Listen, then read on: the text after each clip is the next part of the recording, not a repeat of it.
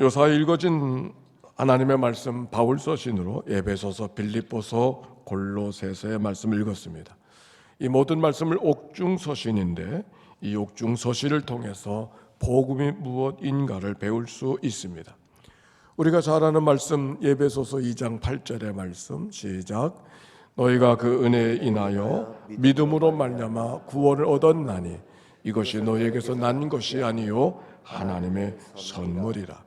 그 은혜에 인하여 믿음으로 말미암아 구원을 얻었다고 하는 말씀, 믿음도 은혜로 주어진다고 하는 말씀이었습니다.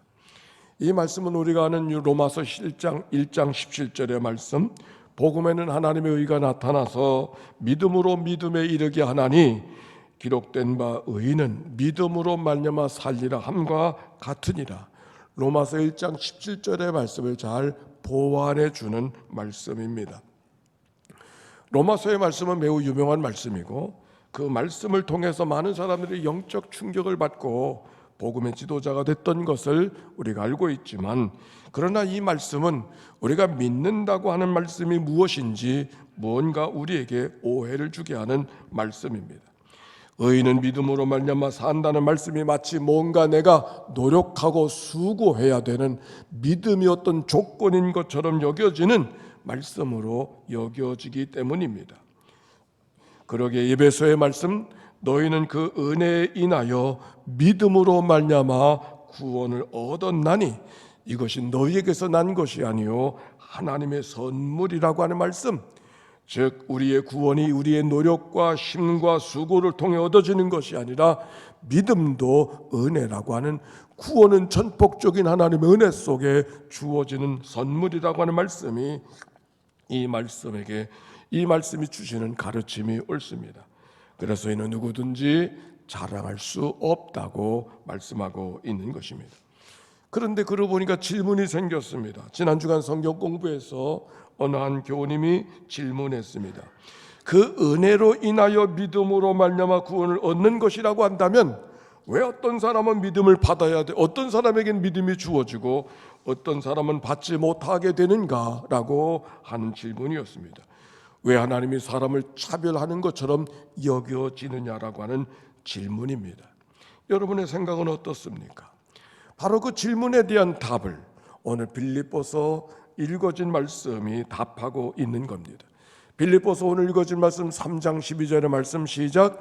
내가 이미 얻었다 함도 아니요 온전히 이루었다 함도 아니라 오직 내가 그리스도 예수께 잡힌 바 된 그것을 잡으려고 달려가노라. 우리 할 일이 없는 것이 아닙니다. 잡힌 바 된 그것을 잡으려고 달려간다. 나를 잡아주시는 손을 붙잡는 일이 우리에게 맡겨진 일이었습니다. 이 말씀은 우리 하나님과 우리와의 관계 속에 믿음이 무엇인가를 설명하고 있습니다. 헬리나 웨리는 사람은 이 말씀을 가지고 그 관계를 공중 그네를 타는 서커스 단원의 이야기로 설명해 보았습니다. 높은 공중에서 그네를 쭉 타면서 서로 다른 그네로 옮겨 다니는 그 서커스 단원의 묘기들 한번 생각해 보세요. 자기 몸을 공중에 내던지듯이, 그래서 그것을 붙잡아주고 그것도 회전하듯이 얼마나 마음을 졸이게 하는지 모릅니다. 저절로 손에 땀을 쥐게 합니다. 헬리나 외에는 서커스 단원에게 물었습니다. 이 묘기를 성공시키기 위해서는 가장 중요한 게 뭡니까? 그가 이렇게 대답했습니다. 손을 놓고 회전하는 사람의 역할이 중요한데 두 가지를 명심해야 됩니다. 하나는 자기의 생명처럼 붙들고 있는 그 그네를 정확한 타이밍에 놓는 겁니다. 정확한 타이밍 그 그네를 놓는 겁니다. 그리고 또 한 가지, 손을 놓은 다음에 다른 파트너에게 자기의 삶이 옮겨가는데, 던져지는데 내가 먼저 손을 잡으려고 하면 절대로 안 됩니다. 상대가 나를 잡아줄 때까지, 붙잡힐 때까지 절대로 맡기고 기다리는 겁니다. 놓아야 할 때 과감하게 놓아야 되지만 붙잡힐 때까지 온전하게 기다려야 된다고 하는 말씀. 내가 잡아야 되는 것이 있지만 붙잡힐 때까지 기다렸다가 잡아주시는 손을 잡는다고 하는 이 이야기 속에 우리의 믿음이 무엇인가를 이야기하고 있는 겁니다. 내가 붙잡아야 됩니다.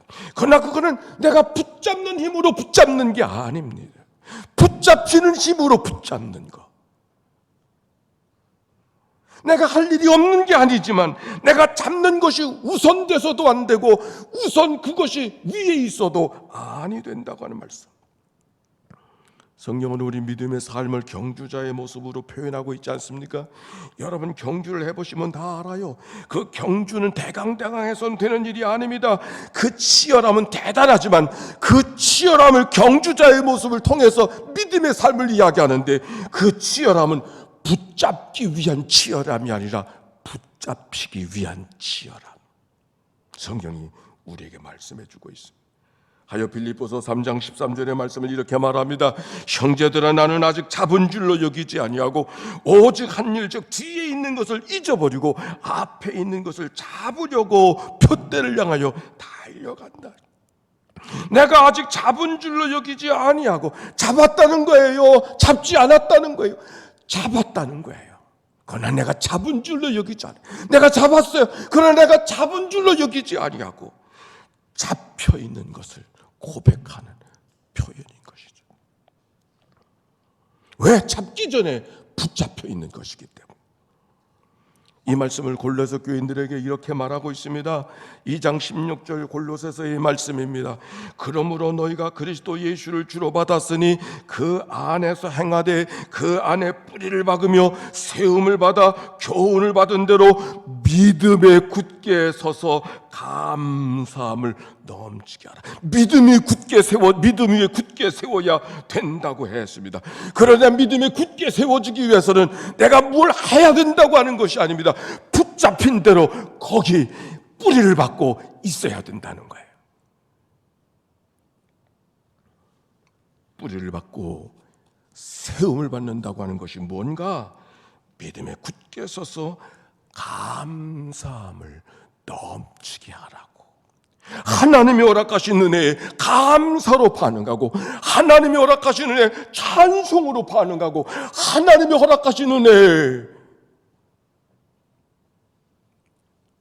전폭적으로 수용하고 사랑함으로 반응할 줄 아는 사람, 감사함으로 반응하는 것, 그게 믿음이라고 이야기하고 있습니다. 지난 2년 후에 코로나의 세상을 우리가 살고 있었습니다. 얼마나 많은 절망 속에 있었는지 모릅니다. 코로나의 절망 속에 어쩌면 우리는 이런 일 저런 일 원망하고 불평하고 탄식하다가 믿음도 잃어버리고 하나님에 대한 열망도 잊어버리고 살아가고 있지는 않은가요? 그러나 코로나 때문에 감사를 잃어버리고 코로나 때문에 원망이 오는 건 아닙니다. 우리의 욕심이 원망을 만들고 불평을 만들고 한숨을 만들었던 것이죠.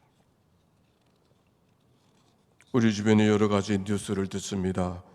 우크라이나 속의 제노사이드, 민간인을 학살하는 뉴스를 들으며 나라의 욕심도 대단하구나. 한 젊은 부인이 보험금을 타기 위해서 내연남과 공모해서 자기 남편을 살해했다고 하는 그 이야기를 들어가면서 여러분 무슨 생각을 합니까? 인간의 욕심이 얼마만큼 사람을 악하게 만들어갈 수 있는가? 그러게 바울이 고백합니다. 내게도 육체로 자랑할 만한 것이 많이 있었다고.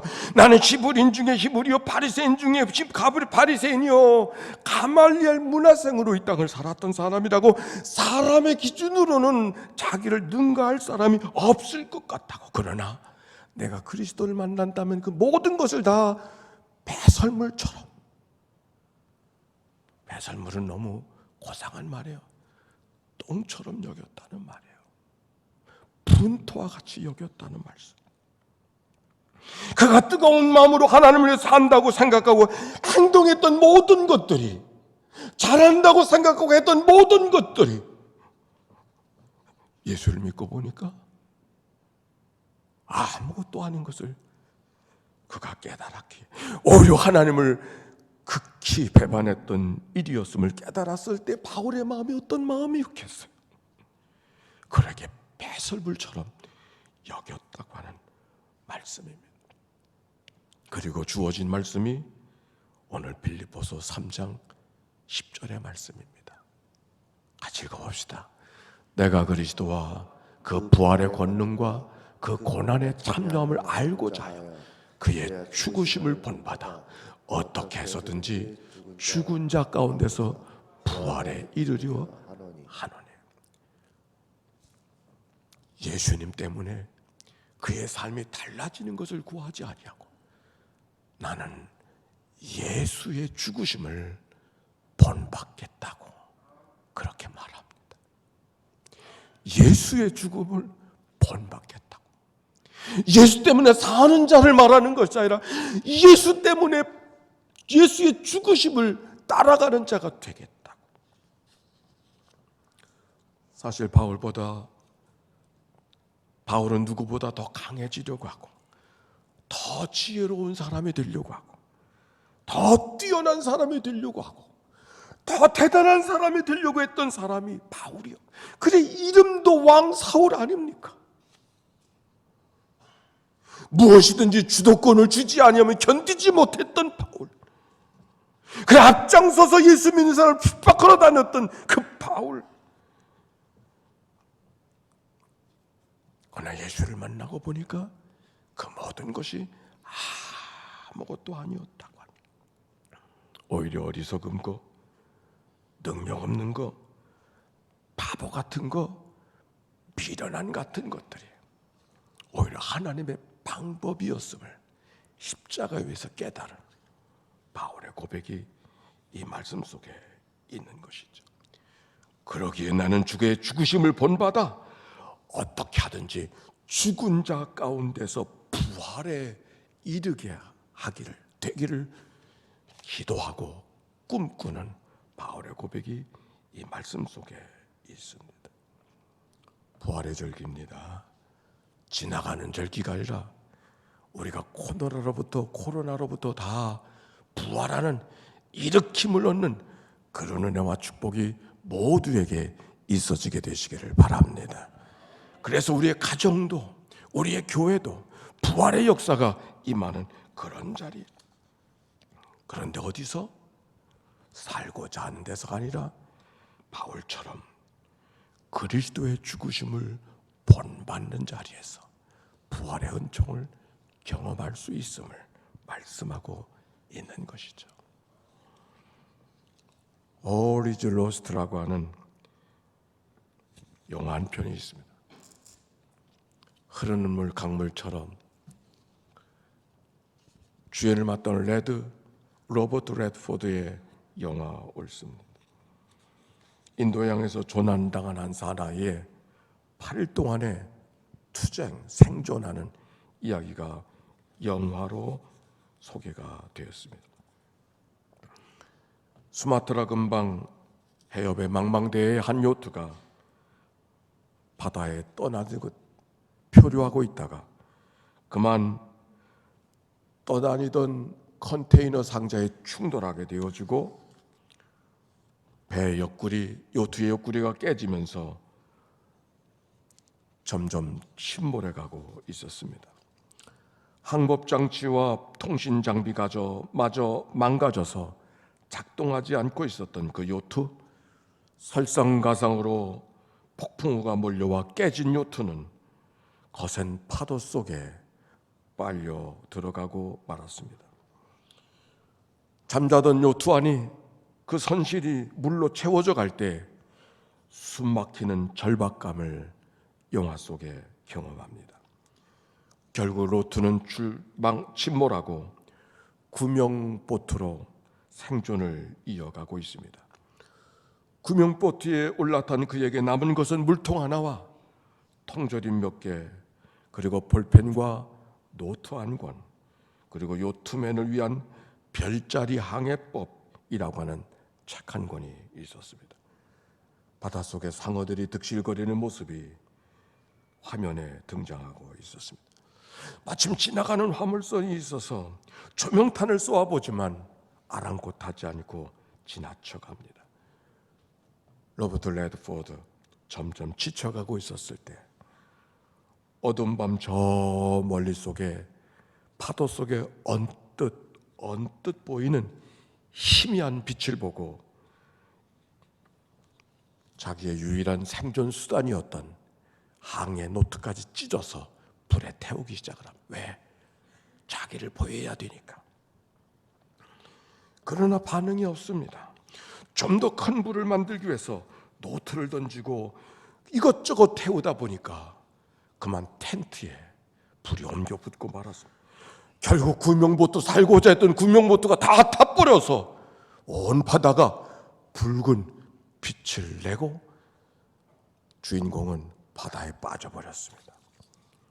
그런데 모든 것이 끝났다고 생각한 그 허우적거리는 가장 마지막 시간에 요트가, 구명보트가 타오르는 불빛을 바라보고 어디선가 찾아온 구원자가 그를 구원해주는 이야기가 영화의 스토리입니다. All is lost. 모든 걸 잃어버렸을 때 살게 되었다고 하는 십자가의 은혜를 우리에게 이야기해 주는 듯 싶었습니다. 오늘 성경의 말씀 골로새서 3장 1절의 말씀 우리 한번 다 같이 읽어봅시다. 시작. 그러므로 너희가 그리스도와 함께 다시 살리심을 받았으면 위의 것을 찾으라. 거기는 그리스도께서 하나님 우편에 앉아 계신 주님과 함께 살리심을 받았으면 위의 것을 찾으라. 하나님의 은혜로 다시 살리심을 받았으면 위의 것을 찾으라고 하는 말씀, 구원을 받았어도 우리에게 해야 할 일이 있음을 이야기하고 있는 거예요. 그런데 우리가 알아야 될 것, 누가 위의 것을 찾을 수 있습니까? 누가 위의 것을 찾을 수 있습니까? 땅의 것을 버린 자들만이 위의 것을 찾을 수 있을 것입니다. 땅에 붙들고 있는 것을 놓을 때만 위의 것을 찾을 수 있을 것입니다. 그러면 위의 것을 찾으라고 말했지만 위의 것을 찾는 것은 무엇을 하는 것이 아니라 그냥 갈망하는 것, 기다리는 것, 은혜를 사모하는 겁니다. 그 사모하는 마음, 그 기도하는 마음, 기다리는 마음, 그 갈망하는 마음이 믿음인 것을 이야기하고 있는 것이죠. 무엇을 더하려고 하는 것이 아니라 취하려고 했던 것들을 내려놓았을 때 붙잡아 주시는 은총의 손길 앞에 붙들려 살아가는 삶, 그것이 믿음의 삶인 것을 이야기합니다. 이제 여러분을 성찬으로 초대합니다. 떡을 떡으로 먹는 자에게는 떡이지만 그리스도의 몸이요 생명으로 취하는 자에게는 그리스도의 생명으로 얻게 되는 시간이 될 것입니다. 잔을 잔으로 마시는 자에게는 한 잔의 포도즙이지만 나를 살리려 하시는 생명의 피로 대할 때 하나님의 생명의 약속에 거하는 은혜가 우리 가운데 있게 될 것입니다. 성찬에 참여한 우리 먼저 내려놓아야 될 것이 무엇일까를 생각해 보십시오. 지나간 코로나의 여정 속에 2년여 동안 우리의 마음을 불편하게 했던 모든 욕심들, 모든 한숨과 탄식, 그래서 원망하고 불평하고 분노했던 모든 생각들을 내려놓고 하나님의 생명의 떡으로 생명의 언약의 피로 대하는 이 시간이 되어져서 그리스도의 은총 안에 붙들려 살아가는 거룩한 은혜, 대속의 죽음을 죽으시고 나를 위해 다시 사신 주님의 생명의 은총에 참여하는 아름다운 성찬이 여러분 모두 가운데 임하게 되시기를 주의 이름으로 축원합니다. 찬송